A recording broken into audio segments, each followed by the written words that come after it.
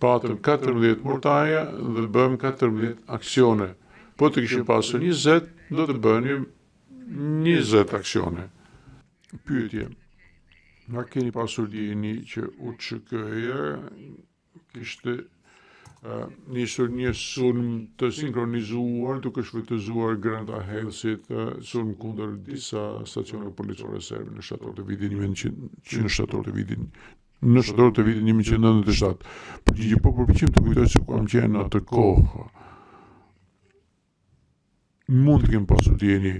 Pyetje, do të përpiqem të ju rifreskoj kujtesën për të parë nëse do t'ju kujtohet.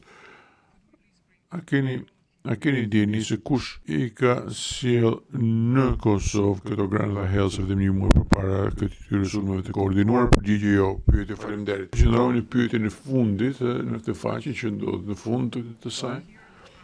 Këtu pyetet, dhe kjo është një intervistë me Recep Selimin e botuar në vitin 2003.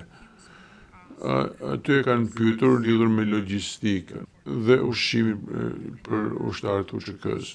Dhe ai i thot, në fund të kësaj faqe, 3 rreshet e fundit, pas këtyre 3 të parave, Hashim Thaçi dhe Kadri Veseli sollën mortajet e tjera dorë në Jabllanicë në gusht të vitit 1997. Të kalojmë në faqe tjetër, pra sa përket këtyre mortajeve të dorës. We had 11 of them.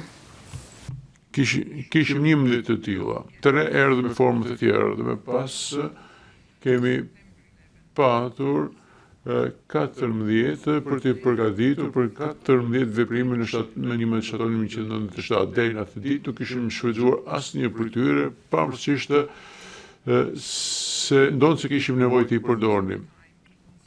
Me qëllim që Serbia të mos merrte masa, sepse në atë kohë llogarisim se kjo është një armë e madhe dhe dëshironim ta zinim Serbinë në befasi, siç edhe ZUM duke organizuar një aksion shumë të fuqishëm dhe të sinkronizuar në shtator 1997.